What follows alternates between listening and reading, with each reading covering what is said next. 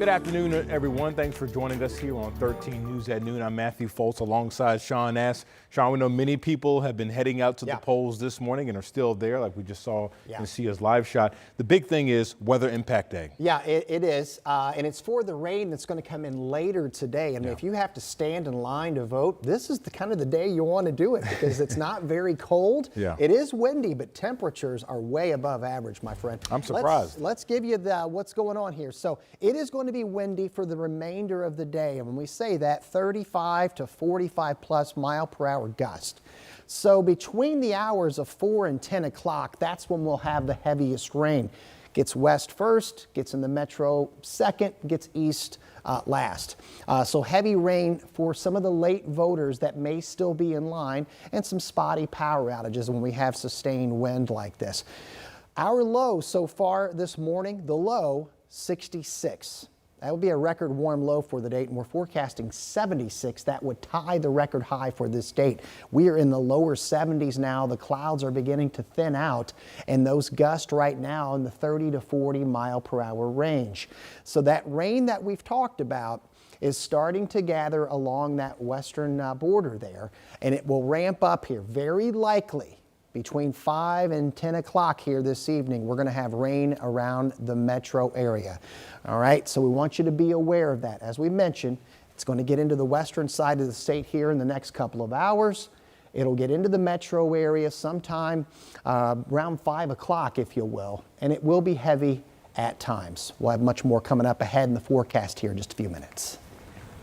We'll see you then, Sean. As we continue to monitor the radar, you can track the Election Day rain chances with our WTHR weather app. It's an interactive radar plus weather blog available before you head to the polls. It's free in your phone's app store.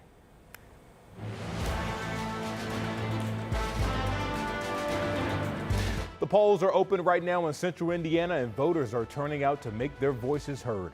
Our 13 News crews are at sites across the city speaking with voters.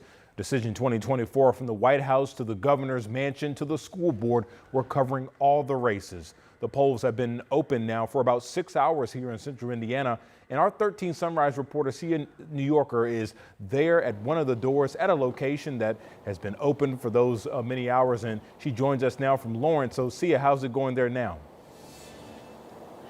Good afternoon, Matthew. As you can see behind me, the lines are there and steady, but moving. Now, when we arrived this morning, there were about 6 people wrapped out, standing here in the cold, waiting to cast their ballots.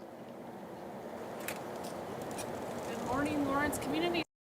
And I feel very relieved that it's finally the date to get this taken care of. And the line, I wasn't in line any more than 5 minutes at the most. And Good morning, Lawrence Community Center. Again, many 13 News viewers telling us that they are relieved and finally happy to get here and cast their votes before heading to work. Now, the polls will be open until 6 p.m. today. A little bit of advice, they say to pack your patience and make sure you have your photo ID as you come in here to cast your ballots. But this is definitely something that we'll keep eyes and ears on. Matthew? Sia, thanks so much. We'll check back and meet you soon.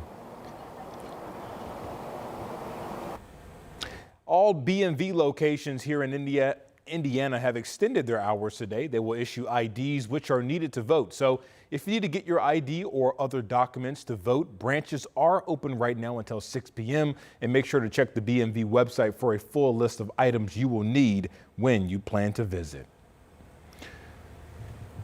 12:04 on your Tuesday afternoon. 2 IMPD officers charged in the death of a man in police custody are heading to trial. A judge now denying a motion to dismiss their charges. The parents of Herman Whitfield III called for police help and mental health assistance back in April of 2022. IMPD body camera footage shows officers used a tailor on Whitfield twice, then restrained him face down in handcuffs on the floor. That's when Whitfield died. A grand jury indicted officers Steven Sanchez and Adam Hamad for involuntary manslaughter, reckless homicide, and battery. Then yesterday, in a closed hearing, the judge ruled that the case would move forward. Mr. and Mrs. Whitfield, is this a bit of a relief today? I'm glad that the trial can proceed on the merits. we'll see what happens. Looking forward to obtaining justice. Yes, justice is flowing, and hopefully it flows in the right direction.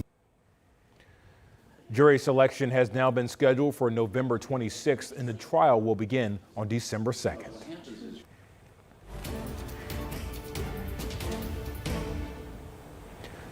The Delphi murders trial is now going on 3 weeks of testimony as we're now in day 16. Our 13 News team is in the courtroom right now gathering the latest details, but here's what we know from this morning's testimony. We know that the state filed a motion trying to prevent the defense from calling on a witness, but Judge Francis Gull allowed the witness to come forward. The defense also called on a psychiatrist specializing in solitary confinement, false memories, and false confessions.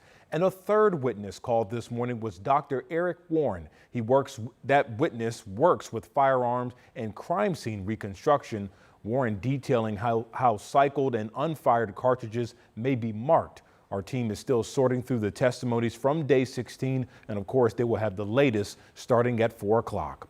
On day 15, however, jurors finding out what happened in prison after Allen was arrested. Our Samantha Johnson has those details. We heard crucial testimony for the defense inside the Carroll County Courthouse on Monday. We heard more about Richard Allen's mental state while he's been in prison, as well as firsthand accounts from his family here in Delphi.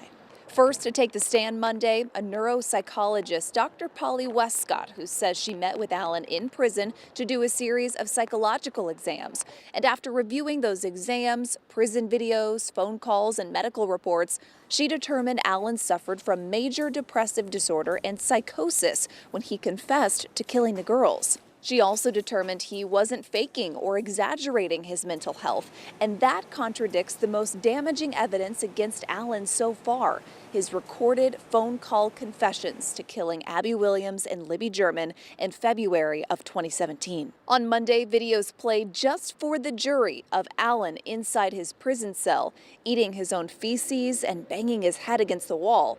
The defense trying to prove Allen's mental health was deteriorating and driving him to make those false confessions. The state claiming the videos were used to get sympathy from the jury.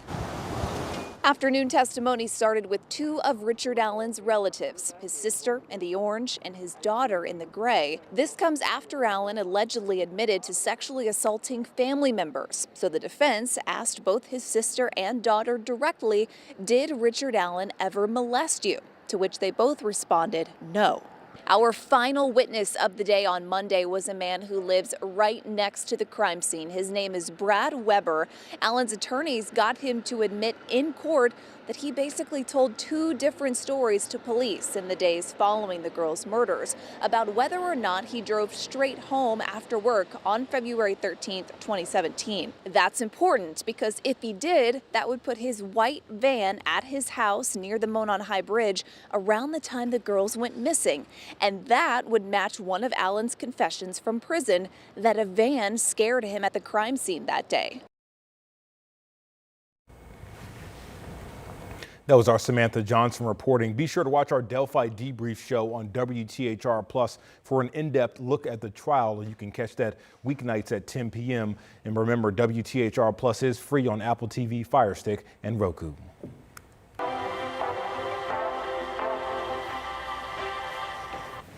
I think we're going to hear the word record-breaking a lot after this weekend. Indianapolis is now in its post-Taylor era. The superstar left a lasting impact on the city. City leaders say more than 200,000 people were in town for Taylor Swift's 3-day concert. The impact of everyone in town could mean more than $1 million, $100 million rather, for the Indy economy on top of an already huge year for the city. We are having a moment for sure in Indianapolis. Indy tourism has received the highest numbers in data and stats and inbound visitors that we've ever received in our city's history. We started off the year with the NBA All-Star, the NFL Combine, of course the path of totality for the solar eclipse, swimming trials, and then Taylor Swift really putting an additional feather in our cap, showing off the city's vibrancy to the masses. And that's going to continue into 2025. There's momentum in the city, you can feel it, and we've got a strong roster of conventions and events heading into 2025. Check this out. Taylor herself posting on Instagram saying she had the time of her life with 207,000 beautiful people here in Indy. She also wrote, quote, couldn't have asked for a more magical way to end the U.S. shows on the Eras Tour.